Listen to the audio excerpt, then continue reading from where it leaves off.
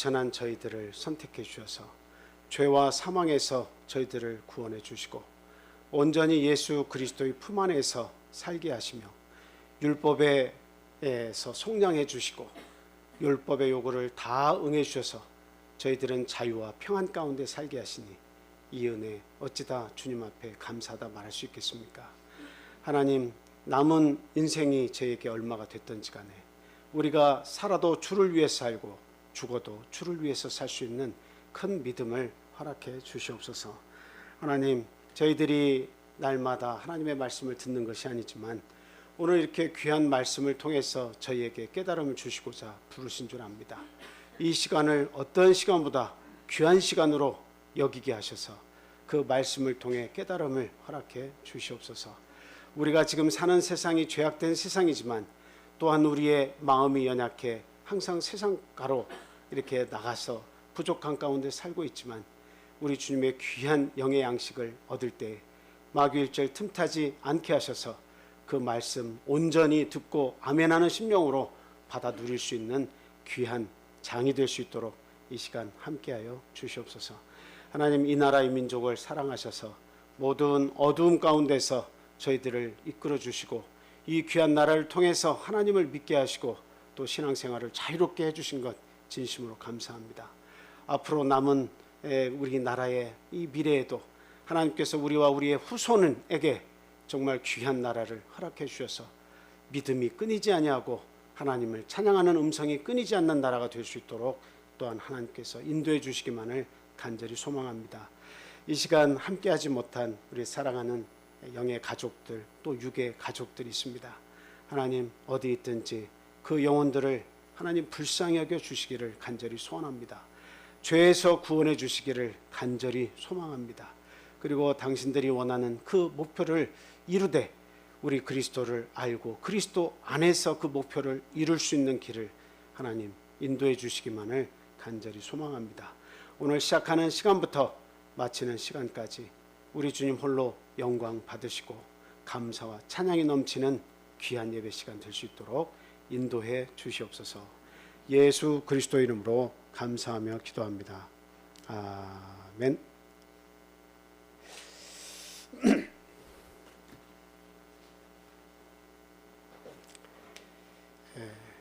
예수 그리스도 이름으로 하나님 말씀 전하도록 하겠습니다. 먼저 골로새서 2장에 있는 말씀 우리 같이 읽도록 하겠습니다. 골로새서 2장입니다. 12절부터 17절까지 읽겠습니다. 자, 시작. 너희가 세례로 그리스도와 함께 장사되고 또 죽은 자들 가운데서 그를 일으키신 하나님의 역사를 믿음으로 말미암아 그 안에서 함께 일으키심을 받았느니라. 또 범죄와 육체의 부활에도 죽었던 너희를 하나님이 그와 함께 살리시고 우리의 모든 죄를 사하시고 우리를 죄송해요. 이게 유리 때문에 겹으로 두 겹으로 막 이렇게 보여가지고 또 카메라가 찍고 있어가지고 자, 이렇게 읽겠습니다. 자, 13절부터 같이 읽겠습니다. 시작. 또 범죄와 육체의 부활대로 죽었던 너희를 하나님이 그와 함께 살리시고 우리의 모든 죄를 사하시고 우리를 거스르고 불의하게 하는 법조문으로 쓴 증서를 지우시고 제하여 버리사 십자가에 못 박으시고 통치자들과 권세들을 무력화하여 드러내어 구경거리로 삼으시고 십자가로 그들을 이기셨느니라. 그러므로 먹고 마시는 것과 절기나 초하루나 안식일을 이유로 누구든지 너희를 비판하지 못하게 하라. 이것들은 장래 일의 그림자이나 몸은 그리스도의 것이니라. 아멘. 오늘은 그 본문에 있는 말씀을 제목으로 삼아서 평론하지 못하게 하라는 제목을 가지고 같이 생각하고 은혜를 나누도록 하겠습니다. 골로새 교회는 바울 사도가 직접 세우지는 않았지만 어쨌든 이 교회는 에바브로디도 뭐 이런 그 열심 있는 신앙인을 통해서 이렇게 바울 사도가 에베소 주변에 3년간 머물러서 복음을 증거할 때 이렇게 성도에 의해서 생긴 그런 교회죠. 그런데 어떤 교회든지 마찬가지지만 이 소아시아에서 교회가 막 생기기 시작했는데, 그리고 유럽 쪽으로 빌립보나 뭐 아가야 지방이나 막 이런 쪽에 이 교회가 이게 생기면서 바울 사도의 고민은 점점 많이 늘어났습니다. 왜 바울 사도의 고민이 늘어났겠습니까? 이 복음이 너무도 소중한데 이 복음이 전해지는 곳마다, 교회가 서는 곳마다 어떤 역사도 상상치 못할 정도로 크게 일어나요. 사단의 역사가 상상치 못하게 일어나요. 근데 사단은 어떻게 자기 모습을 치장한다고 성경은 이야기하고 있습니까? 광명한 천사로 위장을 해서 나타난다고 그렇게 얘기하고 있죠. 때로는 우리가 사랑하는 친구로, 때로는 교사로, 때로는 뭔가 참 능력자로 나타나가지고 이런 능력을 행하니까 이것이 진리다라고 하면서 많은 구원받은 성도들을 이렇게 현혹시키는 그런 일들을 사단이 사람을 통해서 한다 이 말입니다. 그래서 여러 교회에 대해서도 경계의 말씀을 바울 사도가 많이 하고 있지만, 특별히 이 골로새 교회에 대해서도 역시 이러이런 점은 경계해야 한다라고 하면서 말씀을 하고 있습니다. 먼저 뭐 다 이야기는 하지 않고 이게 나열만 먼저 하겠습니다. 철학에 대해서, 또 각종 이단에 대해서, 여러분들 철학에 대해서 이렇게 이야기를 해보면 답이 있습니까 없습니까? 철학이라는 학문 자체가 이것은 이것이야 하고 A는 B야, A는 B고 B는 C니까 A는 C야, 이렇게 결정을 딱 내려가지고 답이 이게 한 가지다라고 하는 게 철학이 아닙니다. 철학은 아주 심오해서 거기서 깨달음을 얻는 대로 답이 계속 나와요. 그러니까 철학에 대해서 서로 논하면 나중에 어떤 결과가 나타나냐면 서로 지식을 가지고 다투는, 그 뭐 논쟁이라고 해야 되겠죠. 이게 다투는 일들이 많이 일어납니다. 그래서 허탄한 철학이나 이러한 일들에 대해서 우리 기독교인들은 너무 깊이 빠져서 마치 그 철학이 나를 구원하는 어떤 생명수가 되는 것처럼 거기에 의지해서는 안 된다. 그래서 바울 사도는 철학이나 이 세상의 모든 학문들을 뭐라고 규정을 하고 있습니까? 초등학문이라고 규정을 하고 있습니다. 왜? 그것은 하나님께로 인도할 수 있는 어떤 큰 힘을 가지고 있지 못해요. 세상을 이해하고 좀 더 이 세상을 어떻게 해요? 남들이 이해하는 객관적인 것을 나도 같이 그것을 알아서 그들과 대화할 수 있을 정도의 어떤 그 학문을 이렇게 공부하는 거예요. 그래서 그걸 모르면 조금 무식한 것처럼 보일 수도 있지만, 그거를 알면 남들이 볼 때 참 대단하다 이런 칭찬을 받을 수도 있는 학문 아니겠습니까? 그래서 사람들이 이 철학을 그렇게 좋아해요.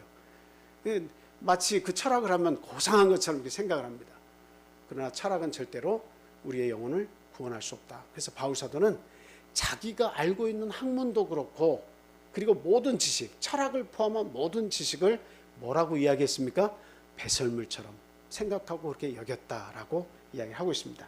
그래서 너무 지나치게 그 지식을 쌓는데 내가 오랜 시간을 거기에 투자하는 건 역시도 그것도 바람직하지 않다. 우리의 인생은 얼마 남지 않았을 뿐만 아니라 언제 또 하나님께서 우리의 생명을 가져갈지 모르는 것이기 때문에 우리들이 항상 하나님 앞에서 겸손하고 그 세상의 초등학문보다는 오히려 하나님께서 주시는 이 진리와 지식에 대해서 더 많이 공부하고 그것의 확신을 가지고 세상 학문을 겸해서 가지는 것이 이게 더 중요하다, 이렇게 말씀을 드립니다. 자, 그리고 이제 그 손으로 하지 아니한 할례에 대해서도 이렇게 언급을 하고 있습니다. 그 유대인들은 할례를 어떻게 행해요? 손으로 행하죠. 그래서 육체의 손으로 행하는 할례를 할례라고 생각하고 그것을 받지 않으면 구원받지 못한다, 이렇게 이야기를 했죠. 그런데 바울 사도는 뭐라고 얘기합니까? 손으로 받지 아니한 할례, 그 마음의 할례를 받는 것이 대단히 중요하다, 이렇게 얘기하고 있지 않습니까? 로마서에서도 같은 이야기를 하고 있습니다. 진짜 할례는 뭐냐? 내 마음의 할례를 받는 것이다. 하나님의 말씀대로 이 육체가 아닌 이 예수님 오신 이유는 내 마음에 할례를 받아가지고 더 겸손해지고 하나님의 법을 따르려고 하고 순종하는 그런 삶을 살 때 하나님이 너의 편을 들어주시고 너와 함께 하시고 구원에 이르도록 인도하시는 것이지, 네가 마음엔 할례를 받지 않아서 교만하기 짝이 없고 너만 구원받는 줄 알고 살면서 그 육체의 그 할례 받았다는 거 하나만 자랑으로 삼고 참 변화 없는 삶을 살면 그게 무슨 할례의 의미가 있는 것이냐, 그게 어디 하나님의 말씀에 순종하는 것이냐 하는 거죠. 그래서 이런 손으로 받은 할례와 손으로 받지 아니한 할례가 있다고 하면서 그 할례의 중요성에 대해서 이야기를 또 하고 있습니다. 그리고 뭐 이제 여러분들 잘 아시지만 금욕주의자들 있죠. 우리가 예를 들자면 부부가 이렇게 사랑을 하는 것이 얼마나 이게 아름다운 겁니까? 그런데 마치 내가 선을 행하고 그리고 경건에 이룰 수 있는 것이 이게 부부와 이렇게 떨어져서 사는 것이, 어떤 사랑을 하지 않는 것이 이것이 더 고상하고 내가 구원을 받는 것이고 그리고 내가 깨끗하게 사는 것이다, 이렇게 잘못된 생각을 가지고 금욕주의를 주창하면서 살아가는 그런 사람들의 미혹을 이렇게 받기도 쉬웠다는 거죠.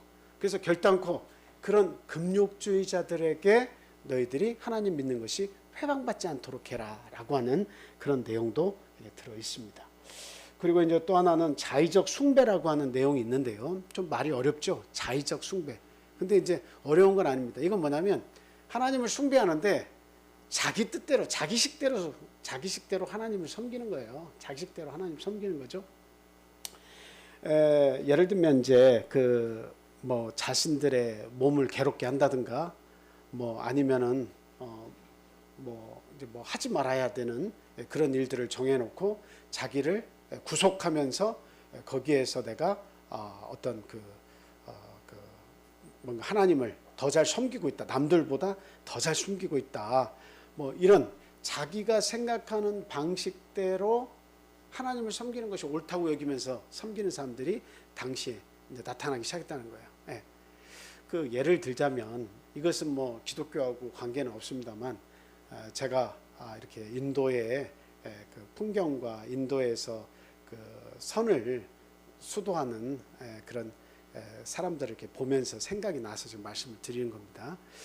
어떤 분은 이렇게 보니까 그냥 이 수염이 하얘가지고 아주 막 1m, 2m 될 정도로 길어가지고 그것을 머리에다가 이렇게 자기의 수염을 머리에다가 이렇게 올려놨어요.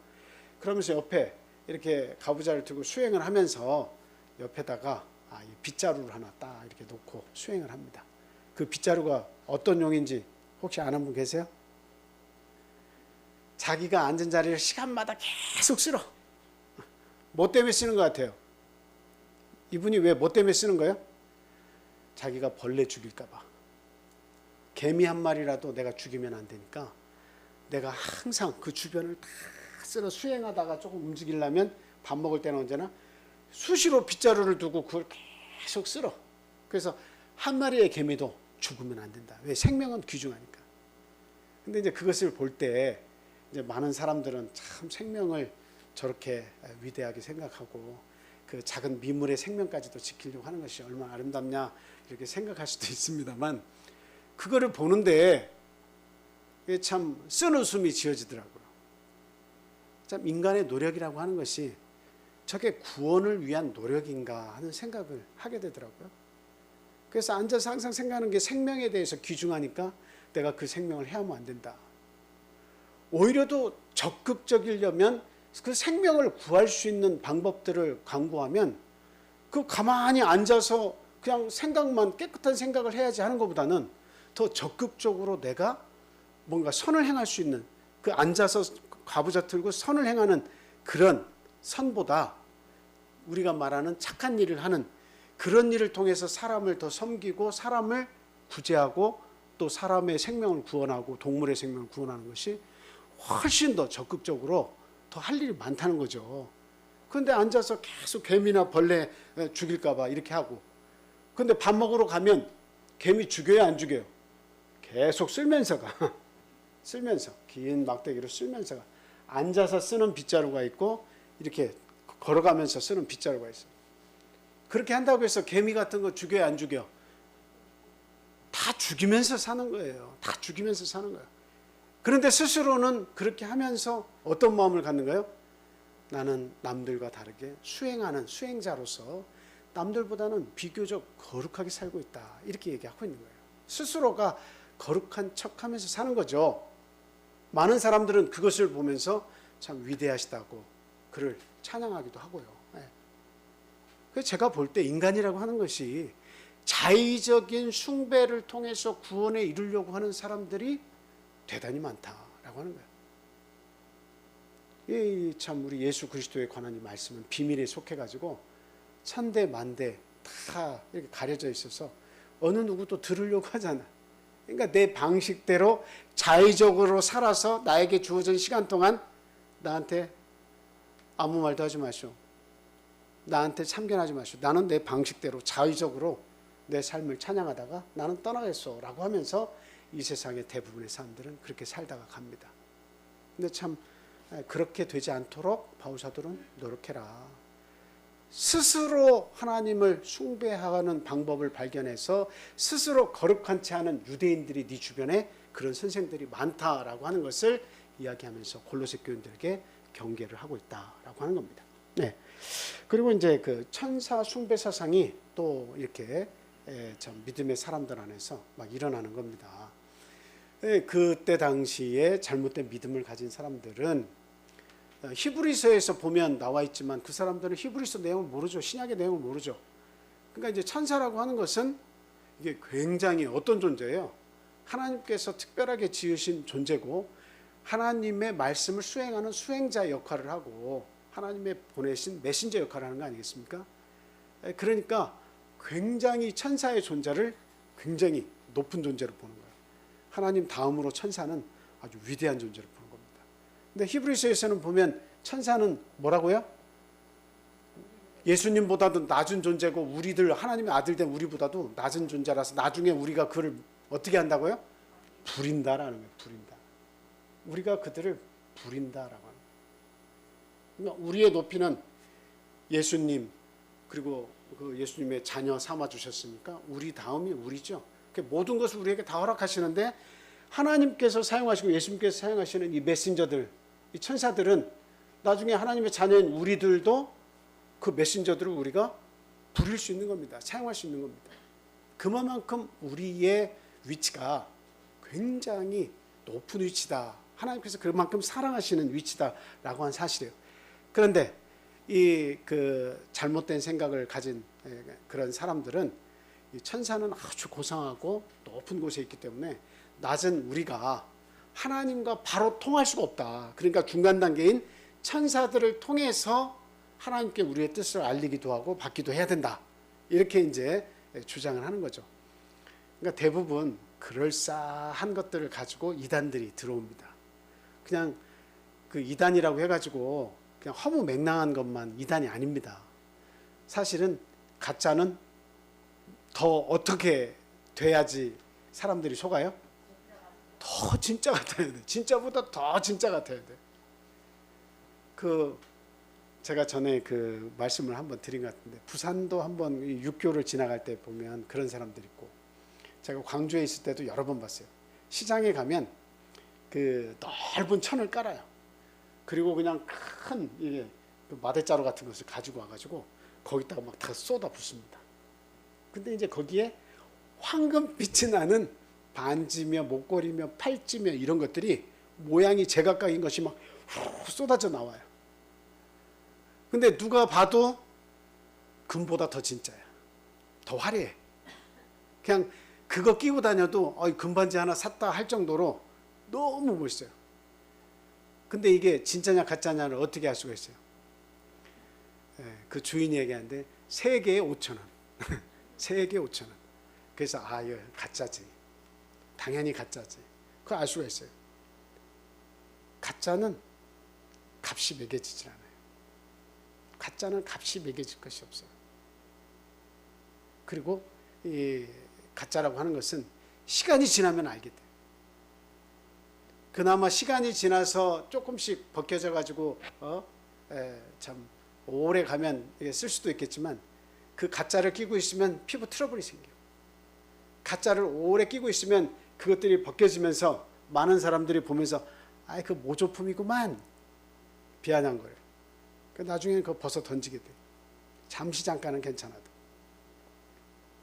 그런 겁니다. 그렇지만 당장에는 어때요? 진짜하고 가짜가 구별하기가 상당히 어렵다. 웬만한 사람은 금에 대해서 잘 지식이 없는 사람은 오히려 더 반짝거리고 더 금빛이 찬란해서 이게 금이 아닌가 할 정도로 그렇게 정교하게 만들어진 그런 모조품들이 많이 있다는 거죠. 종교도 마찬가지예요. 하나님의 이 복음도 마찬가지예요.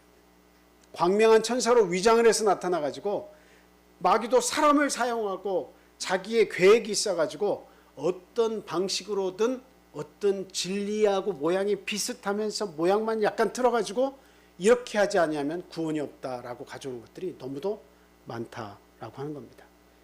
바울 사도는 그런 거 조심해라. 자의적인 숭배, 천사 숭배 이런 것들 그럴싸하지만 거기에 빠져들면 안 된다라고 이야기를 하고 있습니다. 네. 근데 그 가운데에 그런 쭉 많은 이야기를 하는 가운데 제가 오늘 이야기하려고 하는 한 가지를 바울 사도가 또 하나 딱 얘기하는데 그것이 무엇이냐? 오늘 제가 여러분들에게 질문도 드리고 답도 해드릴 건데 그게 뭐냐? 그것은 바로 율법주의다라고 하는 거예요. 율법주의는 이거는 대단히 어떻게 보면 파워가 세요. 다른 것들보다 파워가 세. 율법주의는. 왜? 유대인들이나 이방인들이나 다 구원받아서 기독교로 개종을 했지만 그러나 여전히 누가 강력한 힘으로 존재해요?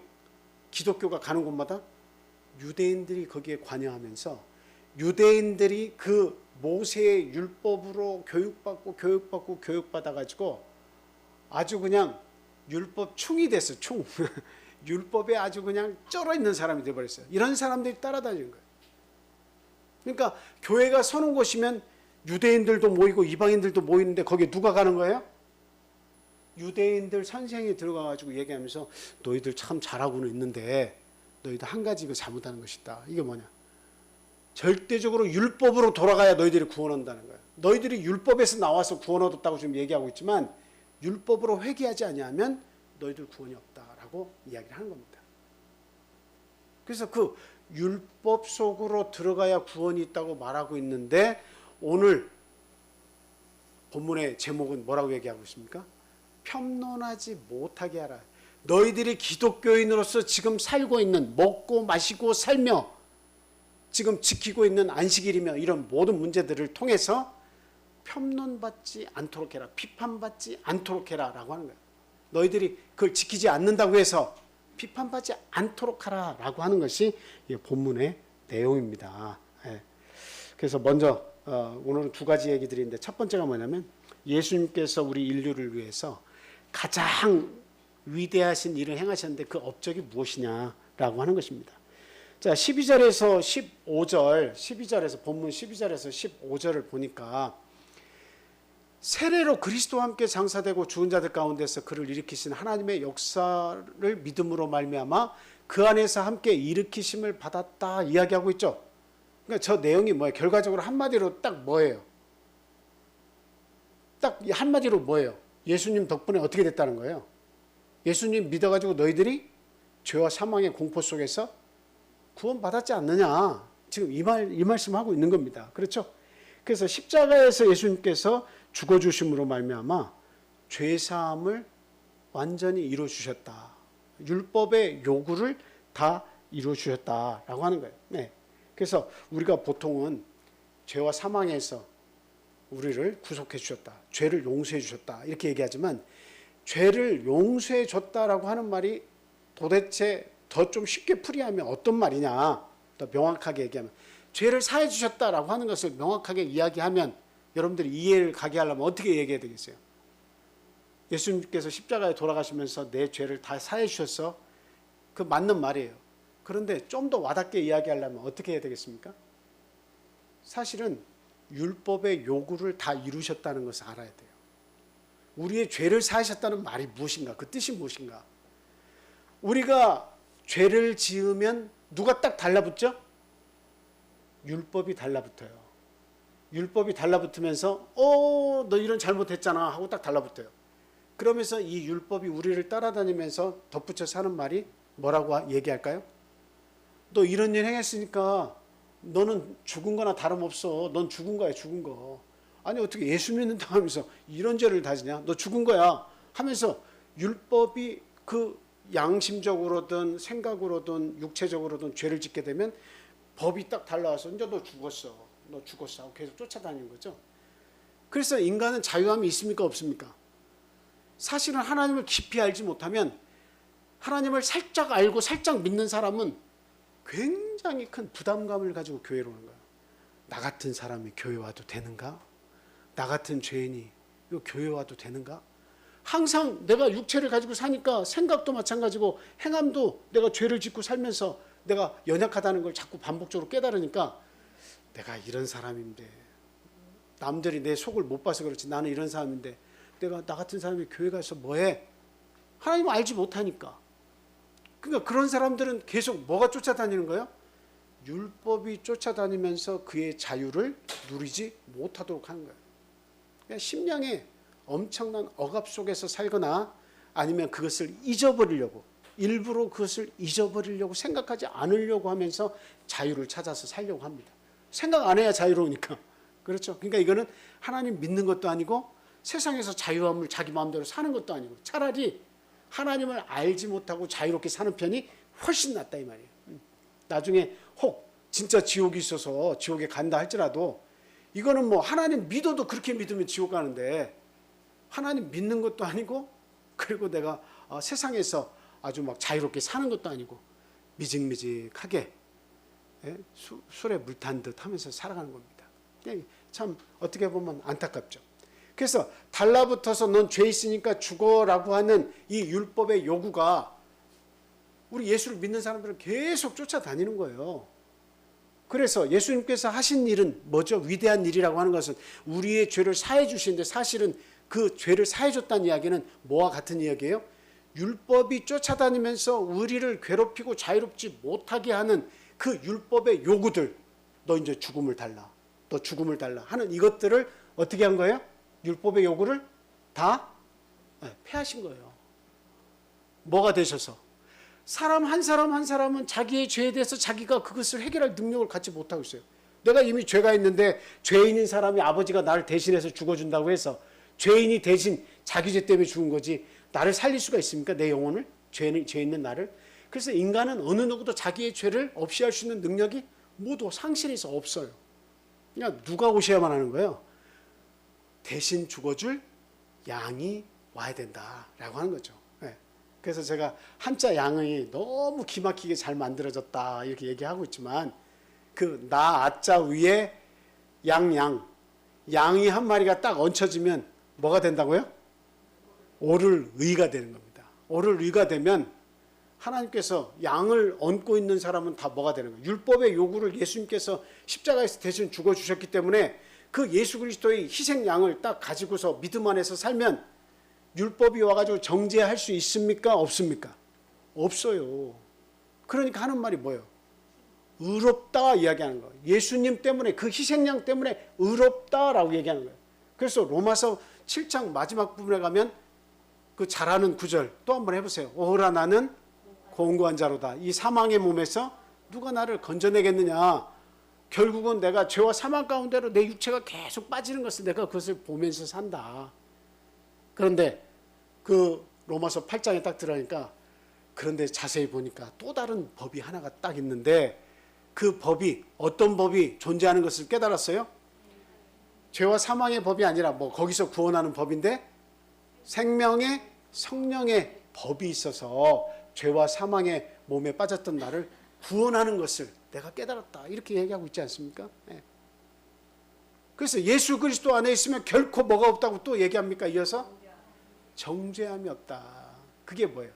의롭다. 예수 그리스도를 내가 믿고 그와 함께 가면 누구라도 너 옳다라고 말씀하시는 거예요. 하나님께서도 옳다. 마귀도 와가지고 너 이런 죄 졌잖아 하면서 딱 율법을 들이밀면서 너 이제 죽었어라고 하고 싶은데 누가 계시는가요?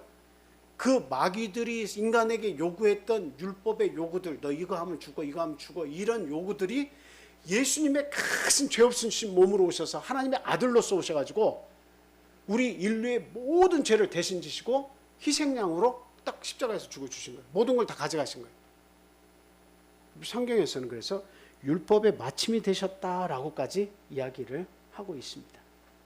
요한복음 19장 30절 보겠습니다. 먼저 요한복음 19장 30절 시작. 예수께서 신 포도주를 받으신 후에 이르시되 다 이루었다 하시고 머리를 숙이니 영원히 떠나가시니라. 자, 여기에서 핵심은 뭘까요? 예수님이 하신 말씀이죠. 뭐라고 얘기하셨어요? 다 이뤘다. 다 이뤘다. 그 예수님이 십자가에서 죽으시면서 뭘 다 이뤄요? 예? 이루실 것이 뭔데 십자가에서 죽으셔도 능력 없이 죽고 많은 사람들이 조롱하는 가운데 죽었는데 뭘 이루셨다는 이야기예요. 뭘 이루셨다는 거죠? 내가 죽음에 이르는 여기까지 오면서 죽음에 이르면서까지도 내가 할 일이 있었는데 내가 딱 죽어야만 이 일을 이루는 거, 다 이루는 거예요. 그러니까 바로 죽기 이전에 예수님께서 하신 말씀이 뭐예요? 이 죽음을 통해서 내가 다 이뤘다라고 하신 말씀이죠. 그러니까 죽음의 의미가 있는 거예요. 예수님 왜 죽으셨다는 거예요?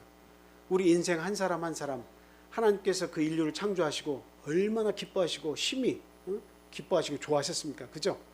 근데 그 인류가 범죄하고 다 타락해서 죽을 수밖에 없게 됐는데 예수님께서 그들의 영혼을 너무 사랑하셔가지고 그들을 구원하시려고 십자가에 양으로 오셨어요. 보라, 세상 죄를 지고 하는 하나님의 어린 양이로다. 세례 요한이 그 얘기했잖아요. 그래서 어린 양으로 오셔서 죽으시면서 하실 일이 뭔가? 그건 뭐죠? 사단이 우리 모든 인류에 대해서 정죄하고 죽일 수밖에 없는 그 모든 율법의 요구들을 예수님께서 이제는 희생양으로 죽으면서 그것을 다 해체시켜버렸다. 다 끝내버리셨다라고 하는 거예요. 율법의 요구를 다 끝내버리셨다라고 하는 거예요. 그러니까 사단은 이제 더 이상 어떻게 해요? 괴롭히기는 할 수 있지만 뭔 못해요? 정죄하지는 못해요. 그리스도 안에 있는 사람은 정죄하지 못해요. 그냥 그 양을 입은 내가 오를 의의하는 것처럼 너 옳다 이렇게 되고 나면 사단이 정죄할 일이 없어요. 그래서 그리스도 예수 안에 있는 자들에게는 결코 정죄함이 없는 겁니다. 자, 로마서 40장 4절, 로마서 14장 40장이 아니고 4장 4절이 아니고요. 제가 여기 기록이 잘못돼서 잘못 전달이 됐습니다.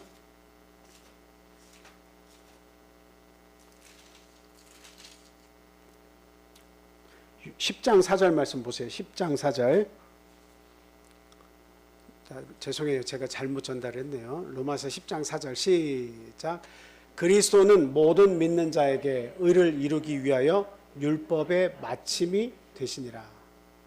그러니까 예수님이 사람 한 사람 모든 자 위에 딱 올라가서 계신 거예요. 십자가에서 죽으셔서 그를 믿는 자 한 사람 한 사람 위에 그리스도로 옷 입었느니라 하는 것처럼 그리스도가 다 그 위에 한 사람, 그리스도가 한 사람 한 사람 위에 다 있는 거예요. 그래서 옳다라고 하시는 거죠. 율법의 마침이 되셨으니까 이제 율법은 더 이상 힘을 쓰지 못하게 만들어 놓으신 거예요. 그래서 오직 율법의 역할은 뭐밖에 없어요? 그 율법을 보면 쓸데없는 게 아니에요. 구약시대에는 율법이 존재하면 어땠어요? 이거 하면 돌로 쳐서 죽이고 저렇게 잘못 예식을 율법대로 법대로 그 제사를 드리지 않으면 또 돌로 쳐서 죽이고 하나님의 거 만지지 말라는데 만지면 또 돌로 쳐서 죽이고 그때는 율법이라고 하는 것은 죽음과 연관이 됐어요. 법을 어기면 죽어야 돼요. 네. 그렇죠? 그런데 예수 그리스도 안에서 내가 예수를 믿으면 그리스도 안에서는 어때요? 율법이 왕노릇하지 못하는 거예요. 누가 왕노릇해? 우리를 위해 대신 죽으신 희생양 예수 그리스도가 내 안에서 왕노릇하는 거예요. 누가 더 힘이 세? 이미 십자가에서 율법에 대한 사람들 다 내가 죽일 거야. 내가 율법을 가지고 와서 다 뒤밀어 가지고 그들 모든 사람들을 다 죄에 대해서 정죄할 거야. 쫓아다닌 거에 대해서 예수님이 그 율법은 어차피 그렇게 할 수밖에 없는 역할이니까 그 요구를 다 마치시니까 더 이상 이 율법이 힘을 못 써요. 예수님이 더 강하시죠. 그래서 결국에는 율법의 마침표를 딱 찍었다. 더 이상 우리 사랑하는 모든 인류에게 율법이 쫓아다니면서 너 죄인이잖아 이 말은 못하는 겁니다. 그러니까 저와 여러분들은 이 예수님께서 하신 죄사한 역사, 이것이 바로 율법의 마침표를 찍었기 때문에 우리의 죄를 사하셨다라고 하는 것을 우리가 아셔야 돼요. 그래서 결코 그리스도 밖으로, 신앙 밖으로 나가서는 안 된다라고 하는 것을 여러분들이 아셔야 됩니다. 그래서 이것이 바로 우리 주님께서 하신 일이에요. 히브리서 10장 한번 보겠습니다. 히브리서 10장 1절에서 18절에 있는 말씀. 네. 자, 목소리 크신 분이 우리 린다 김 자매님이 좀 크시죠? 자, 한번 좀 읽어봐 주세요.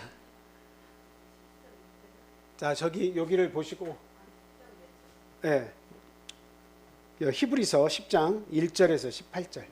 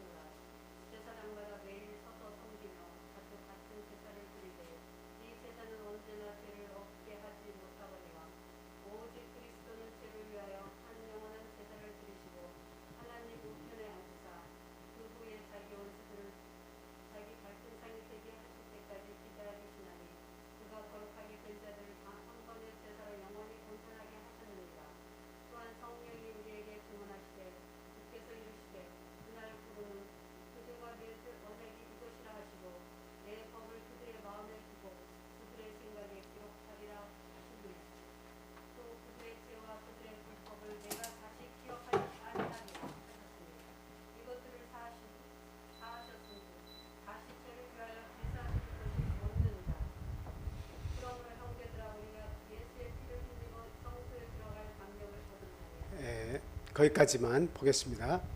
자, 여기에서 쭉 읽어주셔서 아마 이제 내용이 다 생각이 좀 나실 텐데, 율법이 참 형상이 아니다 이야기했습니다. 그럼 진짜 형상이 뭐예요? 참 형상은 뭐죠? 율법은 계속 제사를 드리게 만들어. 그러니까 우리의 죄를 사하려면 죄를 지은 것이 나타날 때마다 계속 제사를 드려야 돼. 속죄 제사를 드려야 돼. 죽을 때까지. 그러니 이 제사는 우리의 죄를 생각나게 하는 능력은 상당히 크지만 우리의 죄를 단번에 딱 없이 해가지고 자유롭게 살 수 있게 하는 그런 능력은 율법에는 없어요. 그러니까 참 형상이 아니야. 그럼 진짜 형상은 누가 와야 우리가 진정한 자유를 누리게 되냐? 바로 예수 그리스도께서 희생양이 돼서 진짜 제사가 드려져야 되는 거예요. 하나님께 드려지는 진짜 제사가, 속죄 제사가 이루어져야 되는 거예요. 그래서 예수님께서 십자가에서 제물로 하나님께 드려지는 온전한 희생양으로 드려지니까 황소, 송아지 이 피로 우리의 죄를 단번에 없이 할 수 없었는데 예수님이 대신 죽어주심으로 말미암아 그것을 믿는 모든 이들에게 무엇이 미친 거예요? 영원한 속죄 제사의 능력이 미친 거예요. 그러니까 더 이상 송아지 잡아도 돼, 안 돼? 이제 잡을 필요 없어. 껐떡이 죄만 생각나면 아유, 양 잡아야지, 송아지 잡. 좀 죄가 크다 싶으면 황소 잡아야지. 이렇게 옛날에는 살았는데 예수님 오시고 나서는 절대로 그런 제사 안 드려도 돼. 왜? 예수님께서 온전한 희생양, 완전한 희생 제물이 되셔가지고 더 이상의 제물이 없도록 완전히 율법의 요구를 대신 죽어주심으로 말미암아 다 이루셨다라고 하는 거예요. 그래서 다 이루셨다는 의미는 대단히 중요하고 율법의 마침이 되셨다는 것이 대단히 중요한 말씀이에요. 그래서 결국 그 마지막에 진짜 참 형상은 예수 그리스도다. 우리 본문의 마지막에도 그렇게 돼 있잖아요. 몸은 예수 그리스도다. 우리가 원하는 것은 그 예수 그리스도를 우리가 믿고 그분의 그 가르침대로 우리가 살아가는 것이 아니겠느냐라고 하는 겁니다. 근데 이제 이 유대인들 또 이방인들 골로새 교회에 이렇게 신앙생활하는 이 사람들에게 하나의 큰 위협이 있는데 뭘로 돌아가자는 거예요? 율법으로 자꾸 돌아가자라고 하는 겁니다. 율법으로 돌아가자. 예수님의 은혜 가운데서 예수님이 다 해결해 주셨는데 그 가운데 있으면 평안하고 감사하고 아무 걱정 없는데 그 예수를 전했더니 바울사도가 전하고 말씀을 전하고 막 하니까 에바브로도 전하고 했는데 나중에 보니까 거짓 선지자다 거짓 선생들이 나타나서 율법으로 회개해야 너희들 구원받는다 라고 하면서 자꾸 얘기하는 거예요. 그게 이제 굉장히 큰 걸림돌 중에 하나였다라고 하는 겁니다. 요한복음 1장 17절 말씀 보겠습니다. 요한복음 1장 17절 시작. 율법은 모세로 말미암아 주어진 것이요 은혜와 진리는 예수 그리스도로 말미암아 온 것이니라. 율법은 모세를 통해서 주어진 것은 사실이다. 그러나 그 법을 주었을 때 모두가 어떻게 해야 마땅하냐? 율법을 통해서는 우리가 이 법을 다 지켜서 구원을 얻을 수 없습니다 라고 이야기해야 되는 거예요. 그런데 그 율법을 덥석 받아가지고 그대로 하겠습니다 하고 백성들이 말하니까 이제 그러냐? 그러면 너희들이 율법을 받아서 그대로 시행하겠다고 하니 마음은 가상하다. 만약에 너희들이 이 율법을 어기면 그 제물을 속죄 제사를 이렇게 드려가지고 나한테 정말 회개하는 마음을 가지고 죄를 전가해서 양을 죽여라. 그 양을 잡으면 대신 양을 죽이는 대신 너는 살려줄게. 그래서 순간순간을 죄에서 건너뛸 수 있도록 하나님께서 속죄제, 십계명은 율법이고 속죄제사를 같이 주신 거예요. 그러니까 죄를 생각나게 하고 십계명은 또 내가 제사를 드려서 내 잘못을 하나님 앞에 아래서 대신 양을 잡고 나는 살고 그것을 반복해서 간 거예요. 근데 결국은 나중에 어떻게 될까요? 사람의 양심이 이제 더럽혀져 가지고 어떤 생각이 들어요? 점점 그냥 제사만 드리면 되는 거예요. 제사만 드리면 되는 거예요. 그러니까 이제 예수님께서 예수님이 아니라 하나님께서 말씀하신 게 제사장들한테 야, 그 마당만 밟는다 너 지금 가라 가. 온전한 마음도 없고 회개하는 마음도 없고 정말 내 앞에 나와서 정말 이 제물을 통해서 내 죄가 사해지는 건 아니지만 하나님 제가 그걸 압니다. 그러나 저를 불쌍히 여겨주십시오. 다윗과 같이 죄를 짓고 눈물을 흘리면서 하나님 앞에 회개하는 마음을 가지고 하나님을 의지하는 마음을 가지고 나와야 용서가 되는데 마음은 하나도 없고 뭐만 오는 거예요. 그냥 율법만 행하는 거예요. 율법만. 그 법대로 속죄 제사만 하는 거예요. 그러니까 제사장들한테 하신 말씀이 뭐예요? 말락에서 야 냄새난다. 냄새난다. 희생의 똥. 그 네가 제물로 가져온 희생의 똥으로 내 얼굴에다 내가 바르고 싶다. 이렇게까지 얘기를 하시는 거예요. 예. 그러니까 마당만 받지 말고 오지 마라. 이렇게 얘기하는 겁니다. 예. 이게 뭐예요? 결국 율법주의자가 되는 겁니다. 법으로만 해결하면 다 돼. 그냥 제사만 행하면 모든 문제가 해결돼. 그러니까 내가 뭘 잘못했는지 쉽게 잊어버리고 쉽게 자유함을 얻고 그렇게 반복되는 삶을 사는 거예요. 양만 잡으면 되니까.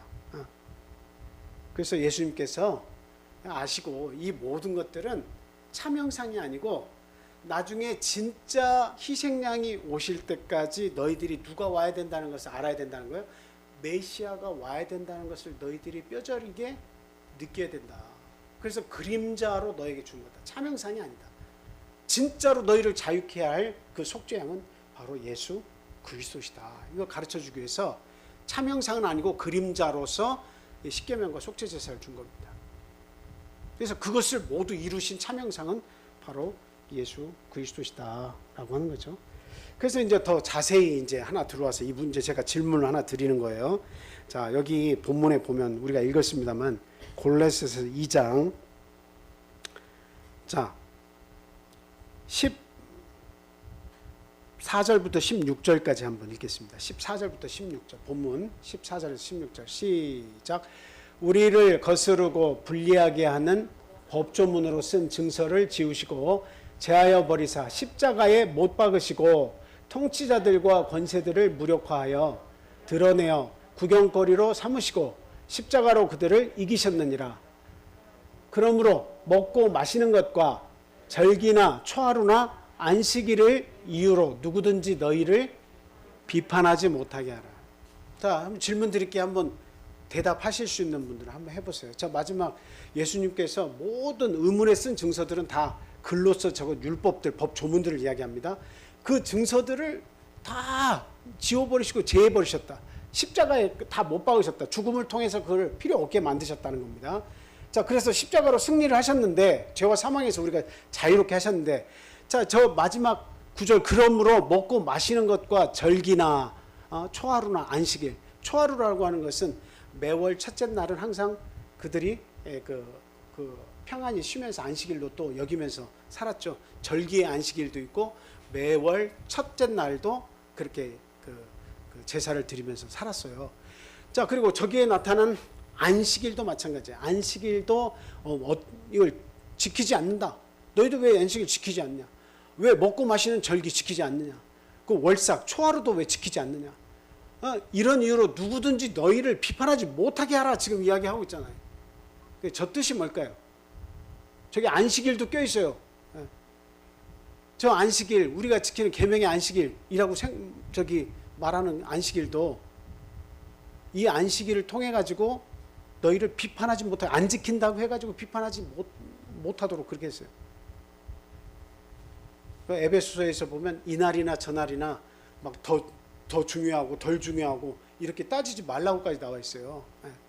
그러니까 저 구절을 내면서 대부분의 사람들은 안식일을 지키지 않아도 된다라고 이렇게 이야기하는 거예요. 저 구절을 내면서. 한번 답을 해보세요. 저 내용이 저 안식일에 대해서 안 지킨다고 해가지고 편론하지 못하게 해라. 그러므로 안 지켜도 된다. 이렇게 얘기하고 있는 사람들에게 우리가 어떻게 얘기해야 될까요? 지금 저 앞에서부터 쭉 읽어 내려온 구절 대부분 어떤 내용이에요? 지금 은혜에 관한 내용이에요? 율법에 관한 내용이에요? 은혜에 관한 내용, 그러니까 중간에 은혜, 예수님이 십자가에서 다 이기셨다는 건 은혜죠. 그런데 핵심은 뭐냐면 그런 많은 율법들, 조항들에 대해서 지금 쭉 이야기하면서 이런 율법주의자들 조심해라 지금 이야기하고 있는 거예요. 율법을 막 소중히 하는 그런 사람들 조심해라. 근데 그 중에 문제가 되는 것들이 먹고 마시는 것, 절기 문제, 월삭의 문제, 안식일의 문제가 있는데 안식일 지키지 않는다고 너희들 편론하지 못하게 하라. 너희들 따라가지 말고 편론하지 못하도록 해라 라고 하는 거예요. 근데 율법에 관해서 모든 거 법조문으로 있는 그럼 다 지우셨다. 십자가로 도말하셨다 얘기했는데 저기에 있는 안식일 문제는 율법의 안식일이냐 은혜의 안식일이냐 지금 그 이야기하고 있는 거예요. 지금 저기서 이야기하는 안식일을 지키지 않아도 편론하지 못하게 하는 이유가 뭐냐? 너희들은 무슨 안식일을 지키기 때문이다? 은혜의 안식일을 지키고 있기 때문이다 라고 하는 겁니다. 저와 여러분들은 은혜의 안식일을 지키고 있는 거예요. 그럼 여러분 율법의 안식일은 뭐예요? 구약시대로 돌아가서 생각하면 되는 거야. 구약시대에는 안식일을 어떻게 지켰어요? 안식일에 일을 하면 다 죽였어. 산에서 나무를 하고 왔는데 모세한테 와서 저 사람이 산에서 나무하고 왔는데 어떻게 하면 좋죠? 그러니까 이제까지 그런 예가 없었는데 어떻게 안식일에 산에서 나무를 하고 다 이 난리냐? 하나님께 여쭸더니 돌로 쳐서 죽이라 이렇게 얘기됐어요. 돌로 쳐서 죽였어요. 나무에 온 사람. 그리고 만나가 안식일에 내렸어요? 안 내렸어요? 만나 안 내렸어요. 하나님 못 내리게 하셨어요. 안 주셨어요. 안식일에는 일을 하지 못하도록 만나도 안 내리고 나무도 하지 못하고 생계에 관계된 일도 못하고 그리고 안식일에는 거리에 제한을 두었는데 어디까지? 약 1km 정도까지 2000규빗까지는 갈 수 있도록 허락을 해놨어요. 그러니까 1km 정도까지는 가서 볼일을 보지만 빨리 와야 돼. 그러니까 안식일이라고 하는 것은 그 뭐 번제, 그 다음에 또 뭐 기타 그 제사가 있으면 그 해당되는 제사들을 그 안식일마다 드리는 제사를 꼬박꼬박 다 드려야 돼. 그러니까 그 제사들 다 드려가면서 율법적으로 지키는 안식일을 예수를 믿어서 예수님이 모든 문서에 적혀 있는 율법대로 모세가 이렇게 해야 한다는 걸 다 적어 놓은 것을 십자가에서 다 도말했다고 했는데, 근데 너희들이 또 그 율법대로 살아야 되고 율법을 지켜야 된다, 율법의 안식일을 지켜야 한다고 얘기하면 그건 말이 안 된다는 겁니다. 그러니까 내가 율법의 그 유대인들이 말한 율법의 안식일대로 내가 지키지 않아도 그들이 너를 편론하지 못하도록 너 잘못됐다 이렇게 비판받지 않도록 해라. 왜? 우리는 은혜 안에서 얼마든지 안식일을 지킬 수가 있으니까. 구약시대에는 레위기 11장에서 보면 부정한 음식, 정한 음식이 나와서 이건 먹어도 돼, 이건 먹지 않아야 돼, 다 구분해 놨죠. 근데 저기 보니까 먹고 마시는 문제, 이게 뭐예요? 일단 율법에 해당되는 거잖아요. 근데 이런 모든 것도 다 십자가에서 예수님께서 도말해 놓으셨으니까 먹고 마시는 문제 때문에 너희들이 하나님의 나라에서 떨어져 나가지 않도록 해라, 비판받지 않도록 해라 라고 하는 거예요. 그것을 안 먹든 뭐 하든 비판받지 않도록 해라. 왜? 우리는 뭐 안에서? 예수 그리스도가 다 자유케 해놓으신 은혜 안에서 살고 있기 때문에 먹고 마시는 문제, 이미 하나님께서 하나님 백성을 만들어 놓으셨는데 그 백성들을 비판하고 판단해가지고 믿음 밖으로 떠나지 말게 하라는 거예요. 오로지 덕을 세우는 일에 힘을 쓰라는 겁니다. 이게 저 말씀이에요. 우리가 분명히 알아야 돼요. 그래서 저 안식일은, 우리가 안식일이 두 가지가 있는데, 지금 율법주의자들이 말하는 것은 계속 율법주의적인 안식일을 지키라고 요구하는 것이고, 우리가 지키는 안식일은 은혜의 안식일이다. 뭐 소 잡고 송아지 잡아가지고 죄를 사하는 거 예수님이 이미 다 끝내버리셨기 때문에 그 제사 드리고 일하면 죽고 이런 그런 안식일 지키는 게 아니다. 예수님은 그래서 유대인들이 끊임없이 서기관과 바리새인들과 이런 사람들이, 성경을 안다는 사람들이 제자들을 미리삭을 까불어서 일을 하게, 안식일에 일을 하게, 그걸 타작질을 하고 그걸 먹게 하는 예수님을 보면서 막 그 문제를 시비를 걸었죠. 손 마른 자를 고치고 병든 자를 고치니까 안식일에 이런 일 해도 되냐고 막 난리를 쳤죠. 근데 예수님께서 하신 말씀은 뭐냐면, 안식일이 사람을 위해 있는 것이 아니라 뭐를 위해서 있는 것이다? 안식일이 그러니까 사람이 안식일을 위해서 있는 것이 아니라 안식일이 사람을 위해 있는 것이다라는 것을 가르쳐 주셨다 이 말이에요. 그러니까 안식일이, 구약 시대에는 안식일이 뭐예요? 사람을 위해 있었어요? 아니면 사람을 위해 있었어요? 아니면 그 사람이 안식일을 위해 있었어요? 구약 시대에는 안식일을 위해 있었어요. 사람이 그만큼 속박을 받았다 이 말이에요. 안식일을 위해 있었어요. 그래서 내가 안 가고 뭐 이거 안식일에 일을 하지 않으면 고통이 찾아오는 거야. 예.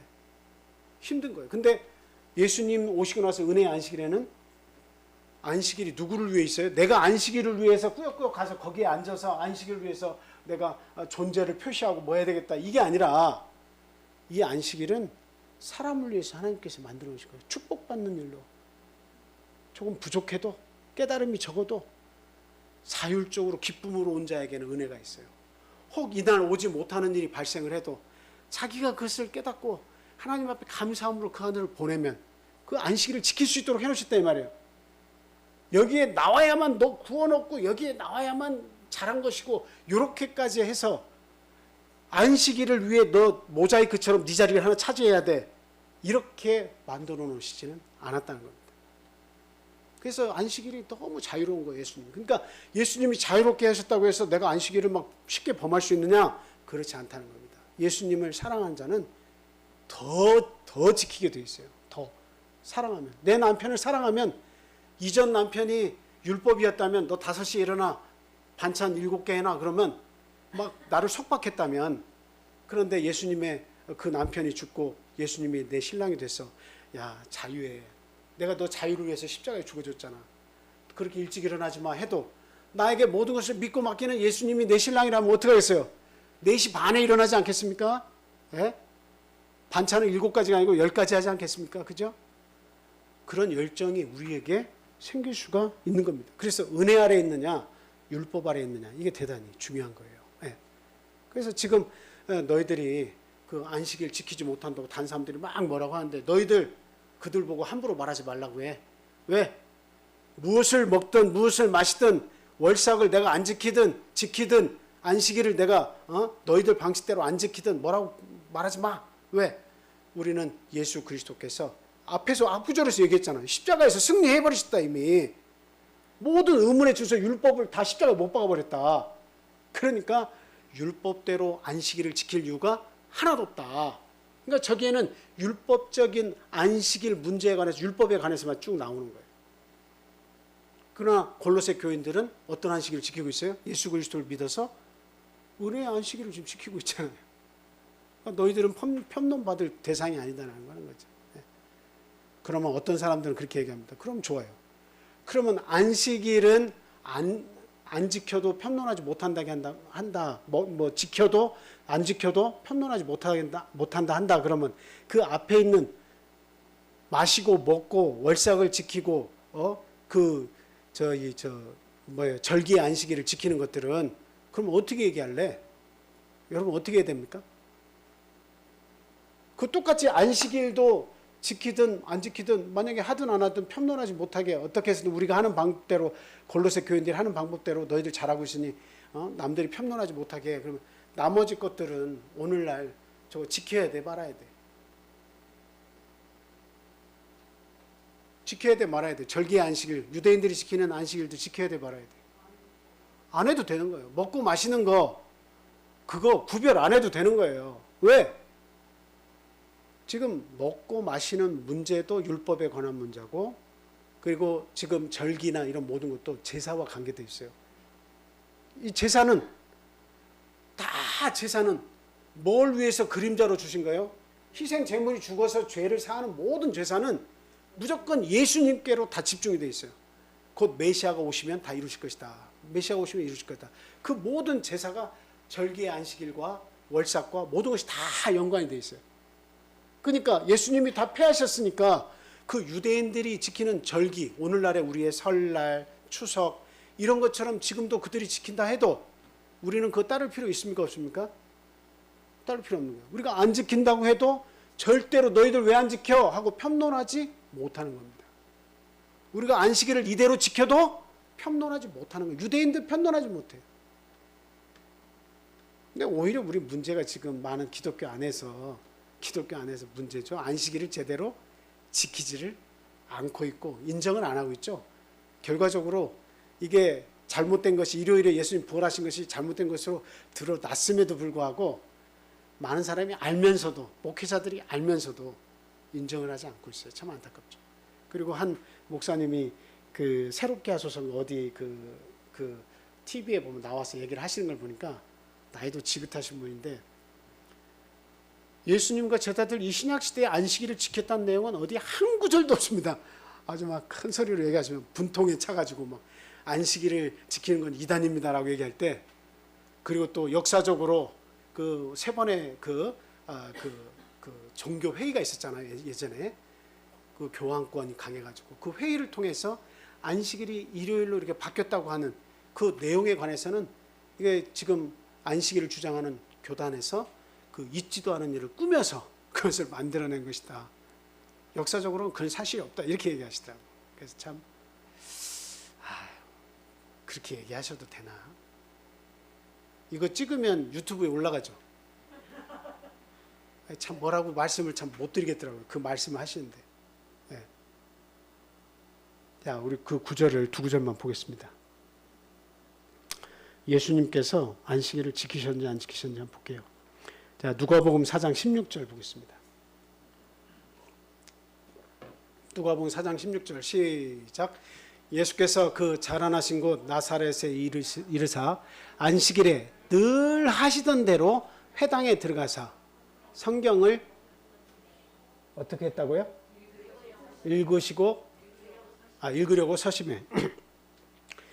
늘 하시던 대로라고 하는 의미는 뭐예요? 안식일을 지키셨다는 거예요. 그리고 제가 항상 다른 분은 이런 얘기를 잘 안 하시는데 제가 항상 덧붙이는 이야기가 있어요. 안식일을 안 지켰다면 안식이라는 단어가 사라져야 되는 거예요. 사어가 돼야 돼요. 죽은 언어가 돼야 되는 거예요. 단어가. 근데 계속 나오지만 사도들이 살아있는 동안 내내 뭐라고 해요? 안식일에 기도처가 있는가 하여 안식일에 늘 하던 대로 바울 사도가 회당에 가서 강론하며 예수님도 그러셨고, 그래서 안식일이라는 단어가 사용됐다는 것은 안식 후 첫날 이른 아침에 안식일이라는 단어가 사용됐다는 것은 뭘 얘기를 하고 있는 거예요? 안식일이 사라지지 않았다는 걸 얘기하는 거예요. 단적으로. 만약에 부활절이 중요해서 부활절을 주일로 지켜야 된다고 이야기하면 부활절이라든지 주일이라든지 예수님이 주창을 하셔서 이렇게 지켜라 주일이라고 말하든지 부활절이라고 얘기하든지, 이 말은 성경에 하나도 없어요. 일요일에 딱 하나 나와 있는데 주의 날에, 근데 그거는 일, 월, 화, 수, 목, 금, 토, 이 주일을 이야기하는, 자기들이 주장하는 주일이 아닙니다. 공교롭게도 주의 날은 우리 하나님이 역사하시는 날을 이야기하고 있는 거예요. 주님의 날을. 그게 어떻게 일월, 화, 수, 목, 금 일주일에 찾아오는 일요일입니까? 근데 주일이 거기 있다고 구절을 거기다가 인용을 하도록 해놨어요. 그러면서 하는 말이 10계명 중에 하나만 딱 고쳐서 뭐라고 하냐면, 우리가 지키는, 그러니까 안식일을 계속 지켜야 된다고 얘기해요. 목사님들은 안식일을 지켜야 됩니다. 이거는 영원한 겁니다. 영원한 축복이 있습니다. 안식은 하나님께서 창조하신 것을 우리가 찬양하는 겁니다. 창조의 목적을 새기는 겁니다. 창조의 목적을 새기면 그날을 해야 되는 거예요. 돌에 새긴 이유도, 10계명을 돌을 새긴 이유도 변치 않게 하시려고 하나님이 친수로 쓰셨다고 그렇게 한 거예요. 그런데 딱 와가지고 안식일을 지켜야 한다고 마지막 말에 딱 던진 게 뭐냐면 안식일을 지켜야 합니다. 그래야 복 받습니다. 해놓고 우리의 안식일은 예수님이 부활하신 주일을 지키는 겁니다. 우리의 안식일은 주일입니다. 아니 안식일과 주일이 어떻게 같아질 수가 있어요. 근데 마지막에 은근슬쩍 넘어가는 거예요. 우리의 안식일은 주일입니다. 내가 어떤 일요일을 성수하는 분들에 대해서 뭘 얘기하려고 하는 것이 아니고, 지도자들이 어두워서 잘못 인도하면 그 나머지 성도들은 자세히 알 권리가 있음에도 불구하고 묻지도 않고 따지지도 않고 따라가서 같이 죽는 거예요. 이 안식일은 어마어마하게 중요한데. 그래서 예수님도 규례대로 지키셨잖아요. 이 안식일이란 단어를 사용하고 본인들 그 성경에서 보면 안식일이란 단어가 빠져 있나? 안식 후 첫날 이른 아침에 안식일 예비일에, 이런 표현은 다 뭐예요? 안식일을 지켰다는 얘기예요. 그 당시에도, 예수님 당시에도. 사도들도, 바울 사도도 그래요. 자, 사도행전 17장 1절 2절 말씀, 마지막 말씀입니다. 사도행전 17장 1절에서 2절 말씀. 다시 같이 읽겠습니다. 시작. 자, 읽어보세요. 시작. 그들이 아볼로니아로 다녀가 데살로니가에 이르니 거기 유대인의 회당이 있는지라. 바울이 자기의 새 안식일의 성경을 가지고 강론하며 저기에 보니까 자기의 뭐라고 되어 있어요? 자기의 관례대로, 자기의 규례대로, 늘 하시던 대로, 다 똑같은 말이죠. 그러니까 바울도 저때 새 안식일에만, 안식일에 가서 하나님의 말씀을 증거한 거예요? 아니면 다른 안식일에도 했다는 거예요? 다른 안식일에도 계속 하나님의 말씀을 안식일에는 가서 했다는 거예요.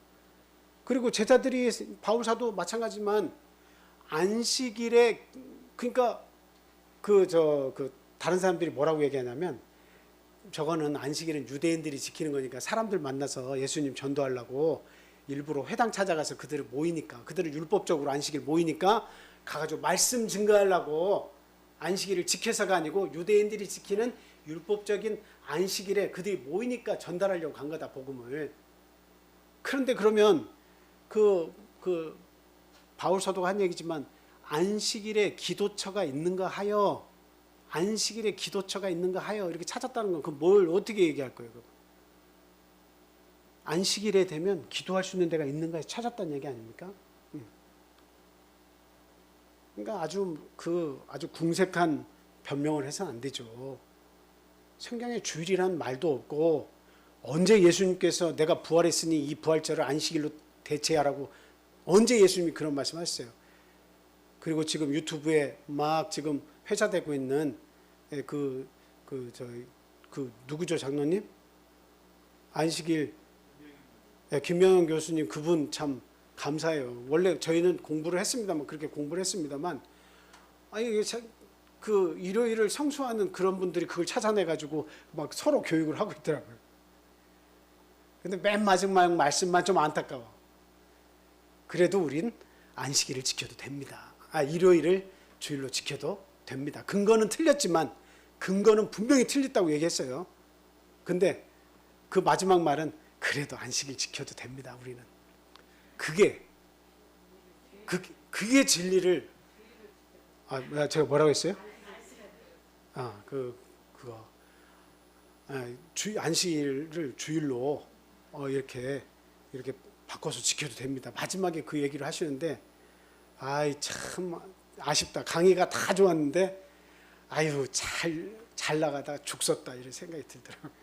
근거가 잘못됐으면 그 명제 자체가 지워져야 되지. 우리 예수님이 일요일날 부활하셨으니까 우리가 주일을 지켜야 됩니다. 일요일에 부활하셨으니까 이것을 명제로 냈으면 근데 근거가 잘못됐대. 그 자체가 잘못됐대. 그러면 그 명제 자체를 이야기하면 안 되지. 틀렸다고 얘기해야 되지. 안식일로 돌아와야지. 안식일을 되찾아야죠. 그래서 지금 제가 이렇게 막 열띠게 이렇게 말씀을 드린 것은 무엇이냐면 오늘날도 우리가 위협받고 있다라는 거예요. 골로새 교인들처럼 오늘날도 역시 우리도 위협받고 있다라고 하는 거예요. 여기서 조금 안식일에 대해서 뭐라고 하면 음식에 대해서 뭐라고 하면 그냥 율법으로 돌아가서 이게 지금 우리가 지켜야 되나? 은혜 안에서 지키는 이 안식일이 잘못된 건가? 그러면 더욱더 은혜로운 것은 예수님이 주일날 부활하셨다고 말하니까 묻지도 말고 따지지도 말고 그 두 안식일이 있다고 하는 사실인데 일반 교인들은 두 안식일이 있는 걸 몰라요. 6월절 안식일이 있고 계명의 안식일이 있어서 중간중간에 예비일이 두 개가 있는 것을 몰라. 성경에 보면 다 그렇게 돼 있는데 그냥 감춰져 있는 거예요. 감춰져 있는 거예요. 알아도 얘기할 수가 없는 거예요. 그런 마음으로 지도자가 돼서 성도들을 잘못된 길로 가라가는 거예요. 안식일은 정말 지대한 문제입니다. 중요한 문제. 여러분들이나 저나 감사하시기 바라요. 더군다나 우리는 율법 속에서 지키는 안식일이 아니라 정말 모든 짐을 내려놓고 죄를 정하는 율법의 요구도 예수님이 다 지우셨기 때문에 정말 편함과 자유함으로 우리 주님을 사랑하는 마음으로 와서 말씀을 듣도록 해놓으신 거예요.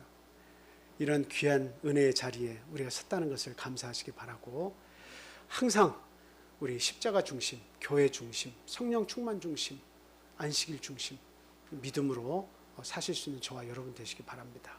자, 우리 함께 기도 드리겠습니다. 이 나라 이민족을 위해서 기도해 주시고 옳은 지도자를 뽑을 수 있는 저희들의 그 지식을 또 역량을 주시라고 기도해 주시고 코로나를 통해서 고통받는 우리 어린아이들, 둔 가정들, 연로하신 집사님들과 우리 믿지 않아도 우리의 부모님들 하나님 그 영혼을 불쌍히 여겨주시고 육체의 건강을 지켜주시라고 기도하겠습니다. 그리고 수험생들의 건강과 마지막까지 참 컨디션 조절을 잘해서 유감 없이 실력을 발휘할 수 있도록 시시때때로 함께해 주십시오. 기도해 주시기 바랍니다. 또 이곳에 함께 계시진 않지만 참 멀리 떨어져 있는 우리의 가족들 하나하나 하나님께서 그 영혼과 육체의 모든 근심을 덜어주시고 인도해 주십시오. 다 같이 기도하겠습니다.